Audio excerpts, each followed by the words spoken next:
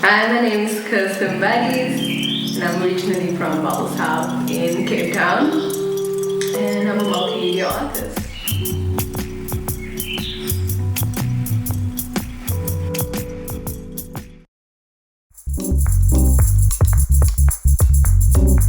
Alright, during lockdown, the main themes that have been popping up for me is femininity, especially because it first started with this idea of me needing healing or realizing that I need healing, and then kind of looking to my mom and my grandmas as a way to heal myself, to kind of see my strength in them, so like the strength that I got from them in some way, but then also looking at femininity and this idea that I kind of created for myself looking at them.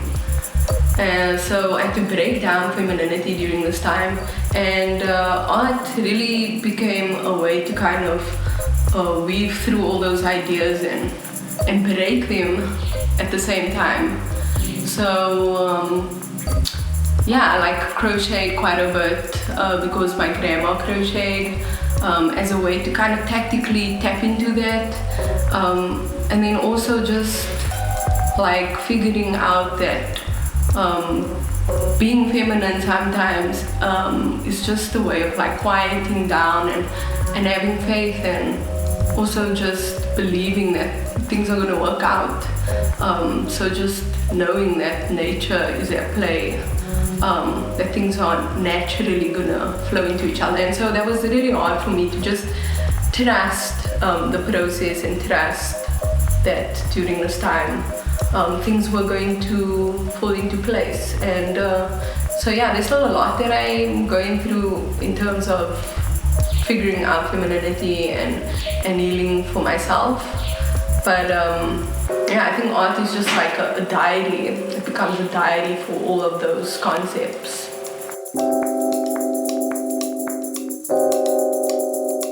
Expectations, I've realized that there's a lot of expectation from people on artists during this time to create. And I think what happened in the beginning of lockdown, I would reach out to people and be like, hey, how are you doing? And they would ask me or they would kind of tell me, there's so much time, this is probably not a problem for you, you're probably used to it, and you should be creating, And I was so demotivated in the beginning to create, but not realizing that, I needed to make art to get over that.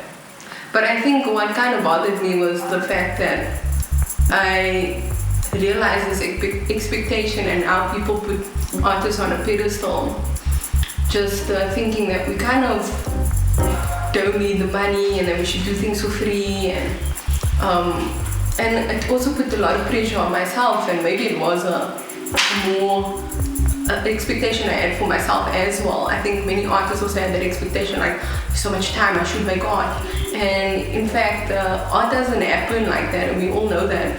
It's a cycle, and we need to go through the process of information, the process of experiences, and then really getting to the page and kind of creating something, or the computer or the video camera or whatever. So I feel like there was this huge expectation. So now it's is it going? Wait, I think I'll cut that one. But so now that I'm at a place where I can create freely, I realize that there's a lot to unpack with people, people that people that don't know you and see you as an artist, and yourself, and how you see yourself as an artist, which was a really lovely discovery.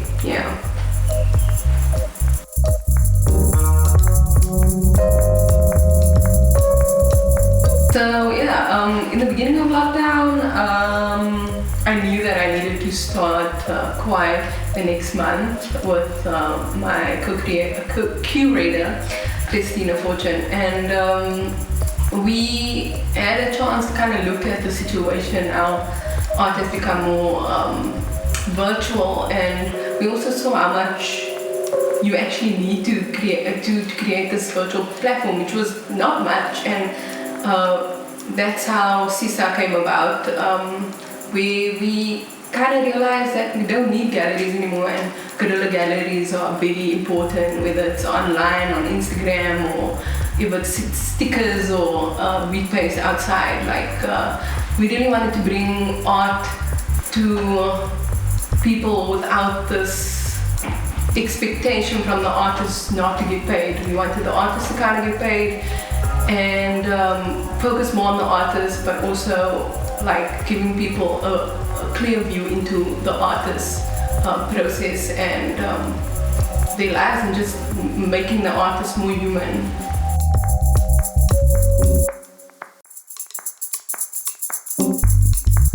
Yeah, as we enter this more virtual art space, I do feel that it is a bit more like, it's more rewarding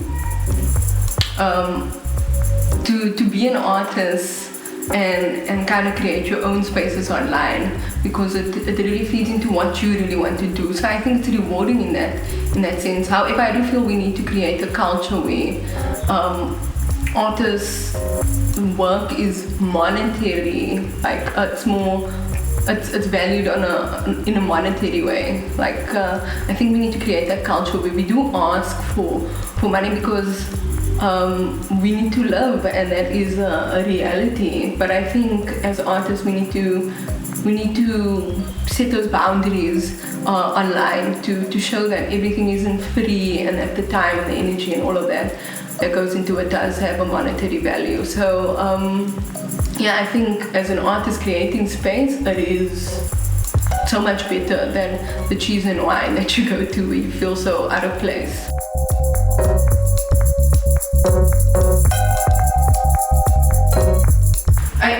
I realize just capitalism in general is such a masculine system, and we have an art industry that feeds that system. So there's no room for this feminine, like the slow moving, way of making art. And to be honest, I feel like that's really what art's about.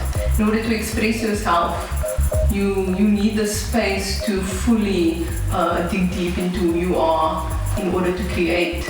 But if you're constantly churning out art, you aren't tapping into that real part, that authentic self of yours. And I do believe when we think about feminine, we also think about birth and this rebirth in some way, thinking about like how women who have periods, how that is actually the start of creating something with that woman. So there's a lot of creativity in the womb, and that's a slow process, like creating a child is a slow process. So we need to think of, I feel like we need to think of art in that way as well, trusting that natural, long process of this rebirth, and an authentic way of producing art that is not churned out like a factory.